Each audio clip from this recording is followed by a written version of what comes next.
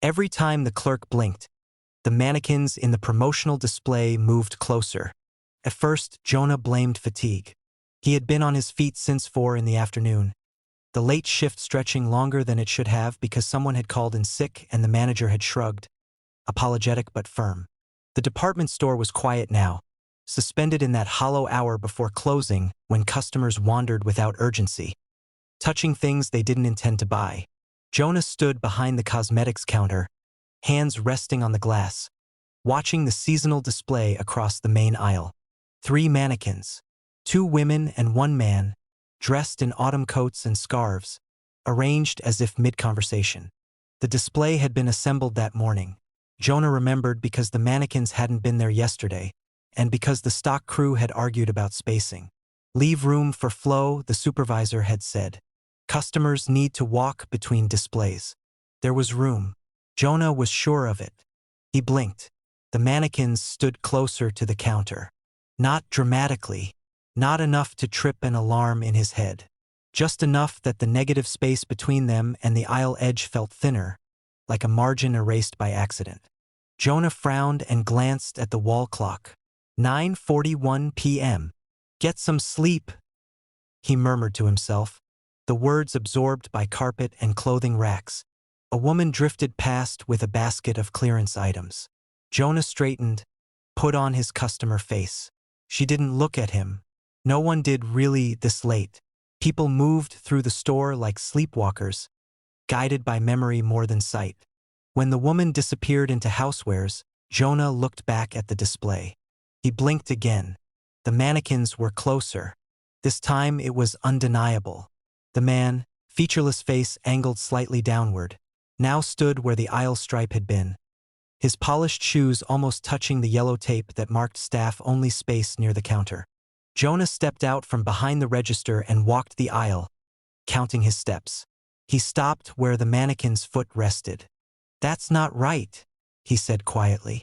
He circled the display. The bases were heavy, metal plates hidden beneath molded shoes. They weren't on wheels. Moving them took effort. 2 people usually grunting and swearing under their breath. Jonah bent down. The bases were flush with the carpet. No drag marks, no scuffs. The store lights hummed overhead, a constant electric insect sound Jonah usually tuned out. Now it felt louder, closer, as if the ceiling had lowered by inches. He straightened and blinked hard, deliberately. The mannequins did not move. Jonah exhaled, embarrassed by the relief flooding his chest. He rubbed his eyes with the heels of his hands. When he looked again, the mannequins had turned. Only slightly. The woman on the left, her molded hair sculpted into a neat bob, now faced the cosmetics counter directly. Her blank eyes reflected the light strips above, catching them in a way that suggested attention. Jonah felt a ripple of unease. Displays got nudged sometimes. Customers leaned on things. Kids climbed where they shouldn't. Still, he checked the security mirror mounted above the aisle. In its warped convex reflection, the mannequins appeared farther away than they were, smaller, harmless. Jonah trusted that image more than his own eyes. 10 minutes, came the announcement over the intercom. The voice was pre-recorded, cheerful and wrong for the hour. The store will be closing in 10 minutes. The mannequins did not react. Jonah returned to the counter, rang up the last customer, and wished her a good night. When she left, the store seemed to empty all at once, like a held breath finally released. The lights dimmed slightly. Night mode. Jonah leaned against the counter, fatigue pressing down again. He blinked without thinking. The mannequins were close enough now that he could see fine cracks in their plastic hands, faint discolorations where fingers met palms. The man's scarf brushed the edge of the counter glass. Jonah's stomach tightened. "No," he said softly. He stepped back, nearly tripping over a rolling stool. His pulse thudded in his ears. He forced himself to look away, at the exit sign, at the sale posters peeling at the corners, then looked back. They were closer still. The aisle no longer existed between them. The mannequins stood where customers should walk, occupying the space with an assertive quiet. Their arrangement had changed, too. They no longer faced one another in a loose triangle. They faced Jonah. Blinking felt dangerous now. Jonah fought the urge, eyes burning. "Okay," he whispered as if negotiating. "Okay, I see you." The lights flickered, just once. Enough to cast the mannequins into momentary silhouette. When the light steadied, one of them was smiling. It wasn't a sculpted smile, Jonah was sure of that. He had sold enough clothing to know the difference between fixed expressions. This was new. The corners of the mannequin's mouth curved upward in a way that suggested intent, not design. Jonah staggered backward until his shoulders hit the mirrored wall behind the counter. In the reflection, he saw himself pale and wide-eyed. He also saw the mannequins. They stood farther back in the mirror, exactly where they had been at the start of the night. Jonah let out a shaky laugh that sounded wrong in the empty store. That's just the mirrors," he said. He blinked. The reflection mannequins moved closer. Jonah squeezed his eyes shut, panic blooming now, sharp and undeniable. His mind scrambled for explanations, carbon monoxide, stress, some elaborate prank. When he opened his eyes, the mannequins were inches away. Close enough that he could see dust in the creases of their clothing, could smell the faint chemical tang of plastic warmed by lights. The smiling mannequin tilted its head. Jonah became aware of the store itself shifting. Aisles stretched subtly, end caps drifting just out of alignment. Reflections multiplied. Glass counters, mirrored columns, each one showing a slightly different version of the scene, as if the space couldn't decide where anything belonged. "You're not real," Jonah said, the words brittle. The mannequins said nothing. They didn't need to. Their presence pressed inward, compressing the air. Jonah remembered something then, a conversation from orientation half listened to.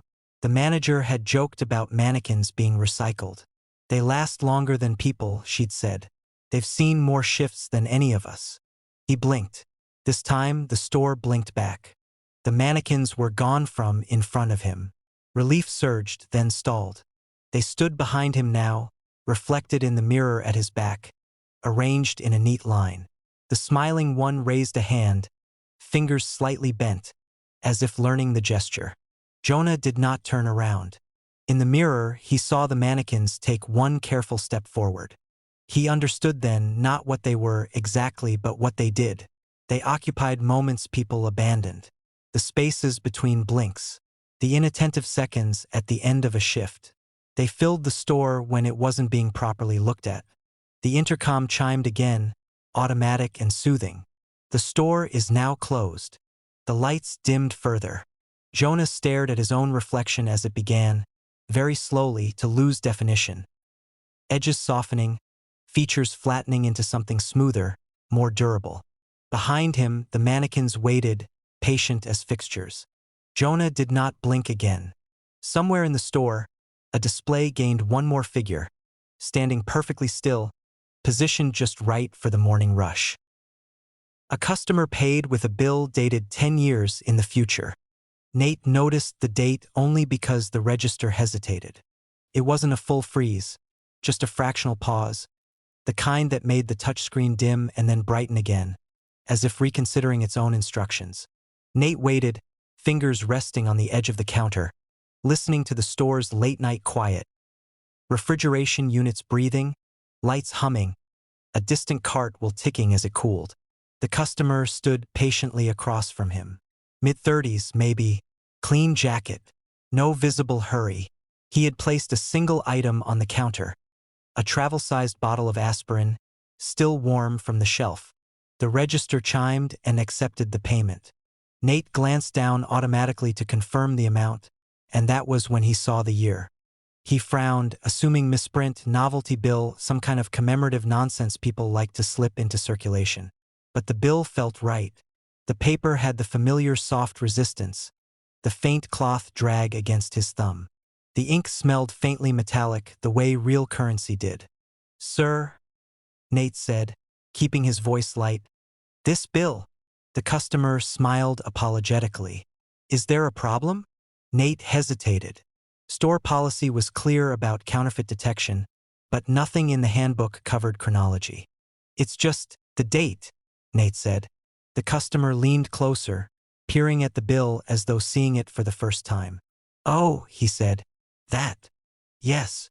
For a moment the man said nothing. The store felt oddly still, like a held breath between announcements. Then he nodded. That's fine, he said. It should work. It did work, Nate said, immediately wishing he hadn't. I mean, the register accepted it. Of course it did. Nate looked at the man more closely. His expression was calm in a practiced way, the kind of politeness that didn't expect resistance.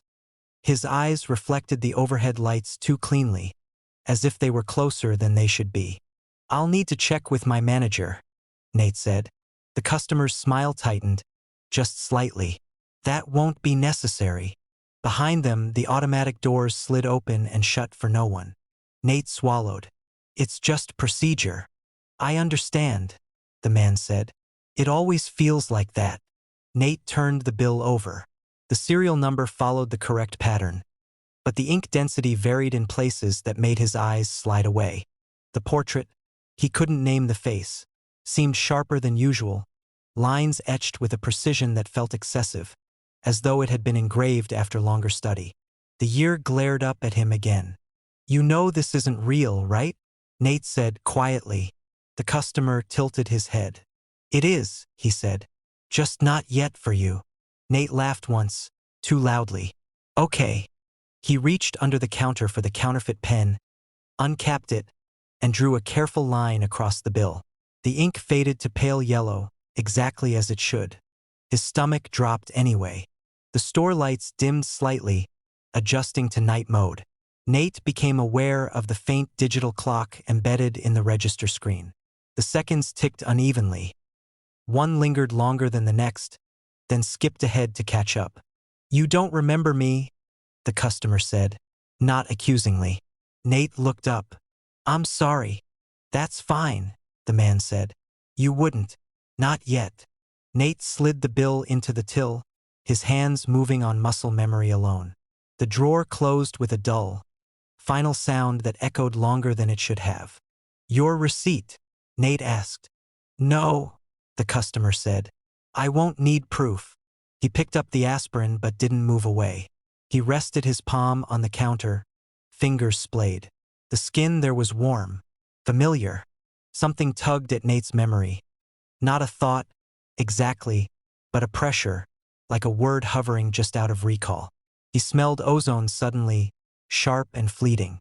Do you work tomorrow? The customer asked. Nate frowned. Yeah, afternoon. The man nodded, satisfied. Good. You'll want to be here. The intercom crackled. Not an announcement, just static, then silence. Nate glanced toward the manager's office. The door was dark. He was alone at the front of the store. He realized that with a quiet certainty that unsettled him. No footsteps, no distant voices. The aisles stretched behind the customer, subtly elongated, shelf ends drifting just a fraction out of alignment. I need you to leave, Nate said. The customer smiled again, softer this time. I will. I just wanted to make sure you'd recognize it. Recognize what? The man tapped the counter lightly. Once. The sound rippled outward, as if striking glass. The exchange, he said. The automatic doors opened. Night air seeped in, carrying the smell of rain that hadn't fallen yet. The customer paused at the threshold and looked back. Keep the bill, he said. You'll need it. Then he stepped outside and did not appear on the other side of the glass. The doors closed. Nate stood frozen for several seconds before forcing himself to breathe. He pulled the drawer open again, fingers trembling, and removed the bill. The year had changed. His heart thudded painfully. He checked the register clock. 9:12 p.m. That wasn't right. He was sure it had been later. He remembered the closing announcement, the dimming lights, or had that been earlier? Nate folded the bill carefully and slipped it into his pocket. The rest of the shift passed in fragments. A customer he didn't remember ringing up. An aisle he walked twice without recalling the first pass. The clock stuttering forward, then back, correcting itself like a nervous liar. At closing, Nate locked the doors and turned off the lights. The store fell into shadow, humming quietly to itself. At home, he emptied his pockets. The bill was warm. The year now read 2036 again. His name was printed beneath the portrait, small and exact, where a signature should have been. Nate sat on the edge of his bed, the bill trembling in his hands, as understanding crept in. Not fully formed, but heavy with implication. Outside, rain began to fall. 10 years early, the sound was already familiar.